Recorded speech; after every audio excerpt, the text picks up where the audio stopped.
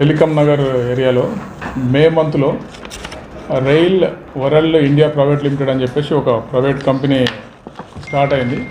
దీనికి one of the main director Prakash Singh అని ఉంటాడు. ఇతను బెంగళూరులో ఉంటారు. ఈ కంపెనీకి 4 బ్రాంచ్లు ఉన్నాయి. మొత్తం బెంగళూరు, పూణే అండ్ ముంబైలో 3 ఉన్నాయి. మన దగ్గర ఒకటి, టోటల్ 4 బ్రాంచెస్ ఉంటాయి. వీళ్ళు ఏం చేస్తారంటే ట్రైనింగ్ కమ్ ఎంప్లాయ్మెంట్ అని చెప్పేసి ఈ ఎంప్లాయీస్ అన్ఎంప్లాయిడ్ని ఎవరైతే ఉన్నారో వాళ్ళని అట్రాక్ట్ చేసి వాళ్ళని ఎంగేజ్ చేసుకొని వాళ్ళకి ట్రైనింగ్ ఇస్తుంటారు. వీళ్ళు ఆ సందర్భంలో సెక్యూరిటీ డిపాజిట్ అని చెప్పేసి ఒక్కొక్కరి దగ్గర 40,000 రూపీస్ వరకు వీళ్ళు కలెక్ట్ చేసుకొని దగ్గర పెట్టుకుంటుంటారు. అదే ప్రాసెస్లో మన దగ్గర మేలో ఈ కంపెనీ స్టార్ట్ అయింది.